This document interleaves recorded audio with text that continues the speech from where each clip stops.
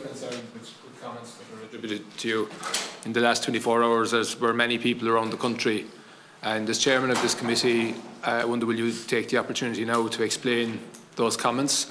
They've caused an awful lot of hurt and upset to many people, and it's an opportunity for you now to explain those comments. Deputy Griffin, it isn't on the agenda, but what I will ask is that instead of taking the newspaper articles that you've referred to, is to get the actual recording of the interview I done of TIP FM, and we'll come back to it. No, it isn't on the agenda and hasn't been flagged with the clerk up to this, so I'm going to move on with the agenda. As chairman of the committee, I believe you owe to the Irish people to explain your comments. As this committee will be considering petitions from members of the public on matters of grave sensitivity in some cases, I think it's critically important that those people would have confidence in the chairman of the committee, and quite frankly, your comments, I believe, may have undermined that level of confidence that people may have in you. So I'm now offering you an opportunity to take, please, to explain your comments. Griffin, I've explained, and I've asked you out of courtesy to go and look at or listen to the actual interview and come back to it. Don't attribute comments that have appeared on print media. Like I said, it isn't on the agenda, and I'm going to move on now to the private session of the agenda. That's what we're here for. It hasn't been flagged with the clerk or with the committee up to now, so we're going to move on with the agenda. Chair, I appreciate the point you're making, and I know it hasn't been flagged because the news only actually came out in the last 24 hours, I think. I too share the concerns around the comments, but I absolutely understand that you would like to have the time for people to actually hear the full spectrum of what you had said.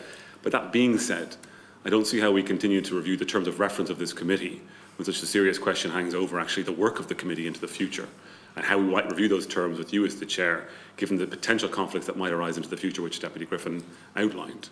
Here's a perfect opportunity, if you only said it yesterday on radio, to just say what you said on radio yesterday to us as committee members, so that we can have full confidence in the work we're about to undertake. We're going to private session. We're sticking Chair. To the agenda. It's a public matter.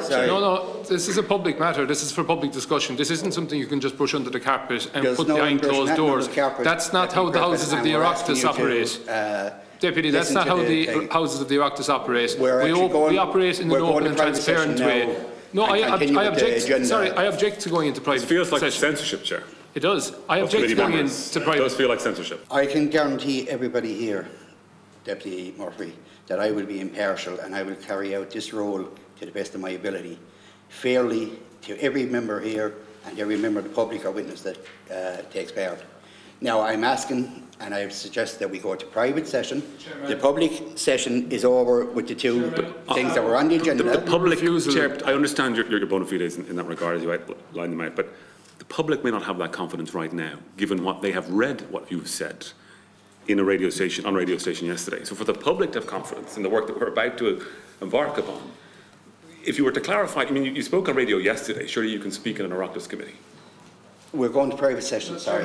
We are continuing the meeting. Your refusal makes it impossible for this meeting to continue.